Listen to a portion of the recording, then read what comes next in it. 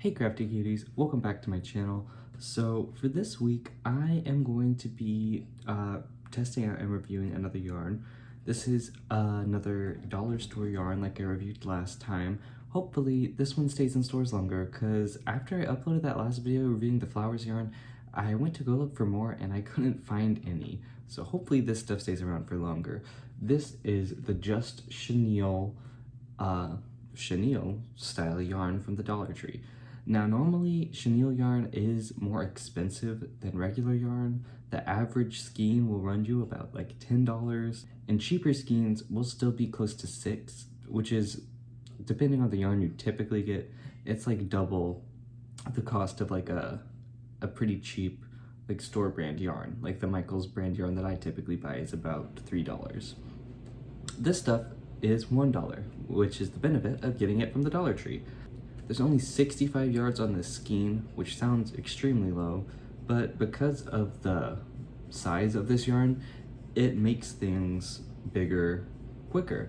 So if you're going for a blanket, it'll probably take you less yards of chenille than it will of a standard worsted weight yarn. But in that same vein, stuff like amigurumi, which is always going to be the same size pattern, that's not necessarily going to take you less yarn because you're still going to need to do the same number of stitches. So I am going to be testing this yarn out with an amigurumi pattern. I'm using the Alligator Free Crochet pattern by Elisa's Crochet, and I'll link that in the description for you. And last time I did one of these, I ran out of yarn. So hopefully this guy is not quite as big, but I see that he is 42 rows, so we'll see how that goes. I have 2 skeins of this, and I also have 2 skeins of the yellow color, which are the only 2 colors I've been able to find of this yarn. I've been, not to really several Dollar Trees, but I've been to the same Dollar Tree a few times, and I haven't seen them have any other colors. Admittedly, I got this yarn a few weeks ago at this point, so hopefully it's still in Dollar Trees near you. If not, maybe you can find it on the Dollar Tree website if you don't have Dollar Trees in your area. Or hopefully, you know, this stuff will come back if the Dollar Tree people see that we like it. So hopefully we like it. If you've never used heavier weight yarn like chenille, then you should know that to use this yarn, you are going to need like a larger size hook. For a typical worsted weight yarn, the recommended hook size is about 5.5. For amigurumi, you probably want to go a bit under that. I tend to use a 4 for most amigurumi that I do. Right now, I'm going to use a 6, but it recommends an 8. I will put up a picture of all the information you can find on the tag right here, so you can see that if you want. But I'm going to be using a 6, so hopefully that'll help me save on some of the yarn as well. I'm not going to be using the recommended hook size this time, just because it's amigurumi, and so the tighter it is, the better it is. Even though this yarn is fairly thick, and it'll probably make up the difference for the change in hook size, I'm still going to try to go less because it'll also make the stitches that much tighter and give me a more leeway, considering they are small skeins, which I anticipated. I would have bought more if I saw more there, but alas, these were the only 4 skeins that they had, and I took them all. So I'm going to try to make this alligator work with this yarn, and I'll give you some reviews as I go along and as I have opinions that I want to share with you. Another thing I should note is that I have never technically used chenille yarn. I have used similar very thick yarns. I used a yarn called Bernat Velvet Plus, which is an extremely velvety, even thicker, heavier weighted yarn than this is. But it's worth saying that I've never really used chenille, so this review can also be for if you've never used chenille before. I can tell you my experience with using it as opposed to a typical worsted weight yarn, which is what I'm used to. I am just 2 rounds in, and I already have a couple things to share. So the first off is this. This is a piece of yarn that broke off. So I am attempting to make amigurumi, as I assume many of you will too, because you'll see this nice fluffy yarn and think it'll make a nice fluffy stuffed animal. But one thing I have to tell you is the magic circle method does not really work with this. Maybe you can find a way that it will work, but when you use the magic circle, if you know, you make a loop, you put typically 6 single crochets in that loop, and you pull it tight. You cannot pull this tight. The texture of it, I'm assuming, causes too much resistance. It's kind of like Velcro almost, and it's catching on itself and it won't pull, and so you'll tug at it trying to make it tighter and it just rips off. And as you can maybe even see here, the nice little fluffy bits even pulled off first. That's not to say you can't do amigurumi. As you can see here, I have started. You just have to use the chain 2 6 single crochet in the first chain from your hook method. And I typically don't like that because I feel that it leaves the loop at the top or the bottom, whatever you consider the starting loop, wherever it is on your piece. I typically feel that that leaves that loop more open and not as nice and tight, but because this yarn is so thick, that's not really an issue. As you can see here, it's kind of hard to see any of the loops at all, which is my second point. It's hard to see any of the loops at all. I have worked with a similar yarn, as I said earlier, so I have experience with the loops that are super hard to see. That was even bigger. What I would do with that is I would be working in my current stitch and I would have my finger, or my fingers, kind of gripping under the next stitch I was going to, so I could be sure that I wouldn't skip a stitch or keep going into the same stitch, basically just keeping track of where I am and like holding onto that next loop. Now this, since I'm doing amigurumi, I'm making it tighter, I'm doing it in a round, just everything's kind of working against me to where that method won't really work, and this yarn is not as large either. I would just say, for sure, use a stitch marker. If you don't have stitch markers, that's okay. I don't have stitch markers. I am using just another piece of yarn in a different color. This one's even typical worsted weight yarn, so it's pretty easy to see. You basically just take the yarn, put it in front of your hook, and crochet into the next and go around it, and then it will keep track of like the loop that you need to end on. So you can count your stitches. If you end up with too many, go back, you went into a loop more than once, which is easy to do when you can't see the loops and you can't see where you've gone in. Or if you don't have enough, go back and find where you skipped a loop. But definitely use stitch markers. Don't just trust your counting. You can if you want, but I definitely suggest when you can't see your loops to use a stitch marker, just so you know where you are, you know where you're going, you know that you're doing everything correctly. Oh, one other thing I should tell you is if you've never worked with this, it is a different kind of feeling on your hook. You can kind of feel the scratchiness in a way, or like the strange tug of the core of this yarn. And if you don't understand what I mean by the core, as you can see here from this piece that has been stripped, it's a core of a thread of some sort that all this fuzzy stuff is coming out of. And so it's a weird kind of textural experience that'll kind of make you feel like you are doing something wrong almost, or that you might be stripping the core of all the nice little fuzzy bits that you want. But that's just kind of how this yarn feels. That's how my other yarn felt. Typical yarn doesn't feel like this because all the fibers are the yarn. Like, it's not a core that is significantly firmer or less soft like this is, like this chenille is. So it's just something you have to get used to, but don't worry about it once you feel that. It's not that you're doing something wrong, that's just kind of how this yarn feels. So that's just something else to maybe keep in mind, because it can definitely throw you off if you don't know to expect it. You might feel like, am I doing this wrong? Do I need a special kind of hook? No, you do not.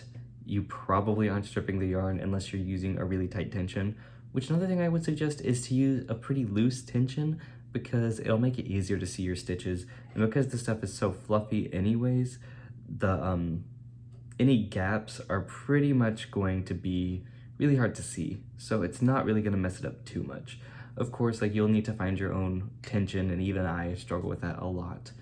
But just to kind of loosen it up, don't go so tight. You definitely don't want your yarn to squeak, because then you might start stripping it.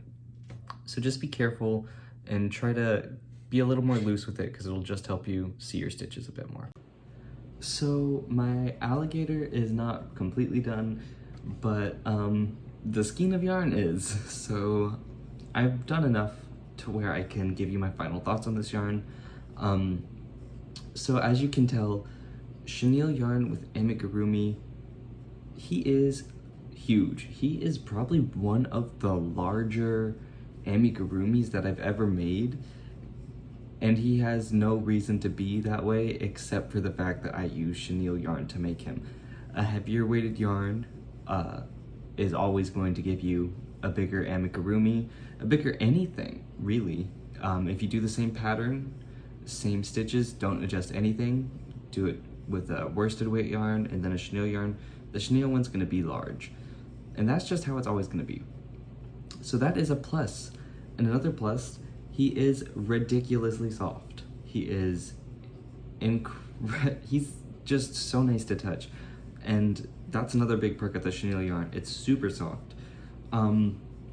One thing I was saying to make sure you use stitch markers because the stitches are really hard to see, that wasn't as true as I went on. Unfortunately, I didn't take any video of that, but the loops got a lot easier to see. I don't know if it was because of my tension, if it was because just as I kept going, as the rounds became like wider and less condensed, if they were just easier to see. But it was a lot easier than my Bernat Velvet Plus yarn. But another thing with chenille is, like I was saying, the yarn texture is pretty apparent. When I had said that I was using a kind of large hook, but it shouldn't really matter because the holes are gonna close up because of how big the yarn is, that didn't exactly happen. As you can see here, some of the holes are more noticeable. That's probably because of an inconsistent tension, which is user error and no fault of the yarn, because as you can see here at the top, it's a really nice consistent texture, whereas opposed to the side, you can start seeing the gaps between the stitches, especially in the body. That also might be because this is mostly even rounds as opposed to the top, which is a lot of increases. So putting 2 stitches into 1 stitch will make it look fuller always because there's more yarn going into the same spot. But overall, I do like how this looks. I do wish that it was fuller and there were less gaps, but I think that's user error. But I have seen it with a lot of chenille based yarns, like you see a lot of videos where people are like, I'm making this giant amigurumi, and they typically use chenille yarn because you can take standard to small size patterns and still get big results. Like, I would really love to do one of my walrus patterns with chenille just to see how big it gets. But one thing I've always noticed in those is the yarn is so big that the pattern is more noticeable. For comparison, here's my clown walrus that was worked with worsted weight yarn with a 4mm hook. And this is the chenille yarn that I worked with a 6mm hook. Of course, I could have done both in a 4mm hook. Chenille would have been harder to use a 4mm hook. I don't know exactly how that process would be. If you're interested in that, let me know in the comments, and I can do a video trying heavier weighted yarns with small hooks to tell you how that goes and if I would suggest it. But as you can see, the texture of them is pretty different. Like, you can definitely tell this is crochet. It's got a pretty even pattern texture with the little stitches and the divots. And over here, it's just as apparent, but in my opinion, because the stitches are bigger, it's more obviously crochet, which is not a problem because it is made of, because it's made by crochet. I just don't always love the pattern that the giant stitches make. Like, this is personal preference entirely, but the bigger the yarn you're going to use, the more obvious the stitches are going to be if you're not accommodating for it with a smaller hook size.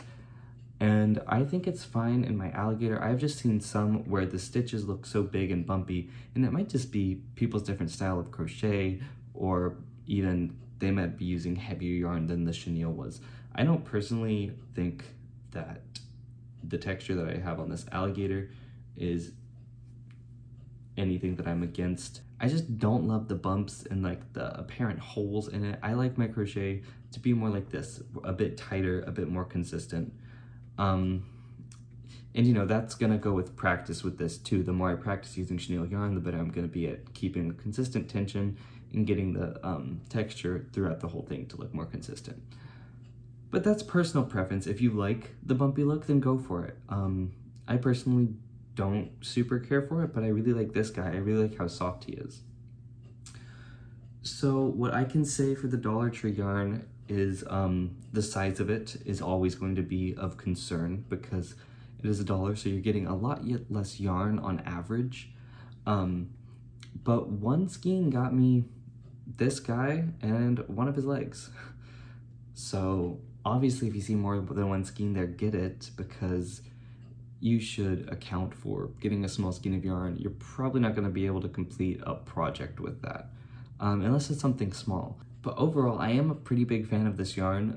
My problems that I had with it early on are just problems I have with heavier weight yarn, with yarn that has a core as opposed to just interlocking strands. Like, you're never gonna break this yarn. If that's a problem you have, you cannot break this yarn. You can strip this yarn like I showed you, where all of the nice little fuzzy stuff comes off of the core and you're left with this wiry string, but you can't split it because it is not multiple strands. So hey, if you have problems with splitting, I would definitely recommend Chenille. It's gonna be more expensive than your standard yarns, but it's really soft, and I would say it's definitely worth experimenting with Chenille if you never have. And this dollar store Chenille is a great jumping off point because, as with most Dollar Tree yarn, as I've said in the past, it's no worse than normal yarn.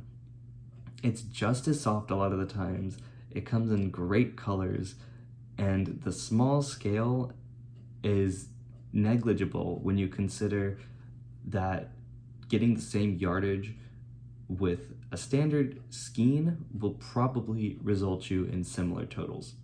Just for reference, the typical Chenille skein will run you about $10. I'm finding some cheaper online, but those are typically like on sale and are usually $10.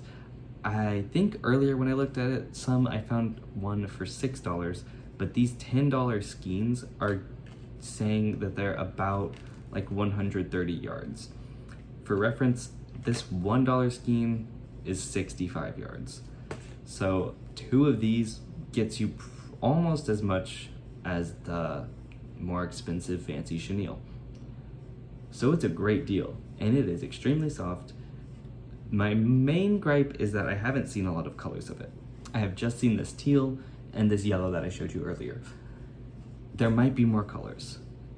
I am holding out that there are more colors, but that's all I've seen. So that is a point against it. But on the other hand, if you want to do something blue or yellow, this is going to be one of your best bets for Chenille yarn. If you are new to crochet, I don't know if Chenille is the best to experiment on.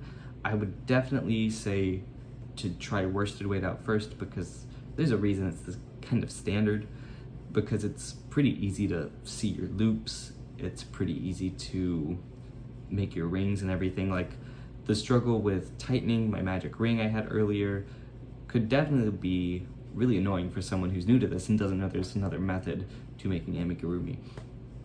Luckily, I did know about the chain 2 6 in the first loop trick, but if I didn't, I would have had to call it quits at the start, and that would have been very upsetting to me. So I would definitely recommend trying out Chenille if you haven't already, and this Dollar Tree Chenille is really great for your money. You shouldn't be surprised at this point that I am out here singing praise to Dollar Tree yarn. And last time when I bought the Chenille, they had some really great colors. I think I saw like a super vibrant red that I was really interested in, or maybe it was a pink. I don't know. They had really nice colors. Their spring colors were out when I went, but their summer ones are probably coming. So if you have a Dollar Tree near you, definitely stop in and see if they have their yarn section. It's usually either with the arts and crafts, obviously, but I've also seen it with the floral. I'm not really sure why, but those are the 2 places I've seen yarn. Of course, every Dollar Tree is different, and a lot of ones I've been to just don't have yarn. But if they do, they typically have a lot of yarn, even if they don't have a whole lot of the stuff you want. The Chenille and last time the flowers yarn. It was really hard to find that stuff, and I'm guessing because it's really nice yarn, so people are buying it. but be on the lookout because it's really good quality yarn. I don't really have a frame of reference to compare the chenille to, so it's the best chenille I've ever used, but I really like it. I would definitely use it again. If I go to Dollar Tree again, which I'm sure I will, I'll check for the chenille every time because it's really soft, and it's a way better deal than buying those super expensive skeins at like Michael's or whatever other retail you go to. Of course, look at your own retailers. I know a lot of people go to Hobby Lobby or maybe even Joann's, and for places outside of America, I don't really know what craft stores you have, so if they have better deals on chenille, then maybe this is not a big concern. But I was really surprised to see chenille at the dollar store because I had always thought of it as a fancy, expensive, very soft yarn, which it typically is. $10 for a skein is a lot when I spend typically less than half that on my worsted weight yarn. And there's some really soft worsted weight yarn. But this is extremely soft, so if you're looking for a cozy little project, a nice little pillowcase, and an amigurumi that you want to be soft and cuddleable, there's so many things you can do with the chenille yarn. So I cannot recommend enough the Dollar Tree version of it. So that'll pretty much do it for this week's video. In conclusion, it's good yarn. You should buy it, but don't buy all of it because I also want to buy it. That's just a joke. Buy as much as you want, because if you see it, it might not be there for long. For all I know, they're not carrying it anymore because I haven't seen it in a while, which is very unfortunate. So be on the lookout for this. It is really good yarn. It's very soft. It is no worse to use than any of the other chenille type yarns that I've used before. And I mean, the two colors it comes in, I really like, and I'm assuming the other colors that it comes in would be in the same family. So I hope you found this video helpful in your yarn pursuits. Let me know in the comments what you guys would use the chenille yarn for, because I have 3 other skeins, and I definitely want to make more amigurumi or something with it. But I don't really know what to make with just blue and yellow. So let me know any ideas you have in the comments section below. If you have any other questions about this yarn that maybe I can help you with, let me know in the comments and I'll try to reply to you. But other than that, make sure to like, comment, and subscribe, and I'll see you guys next week with more crochet and DIY based content.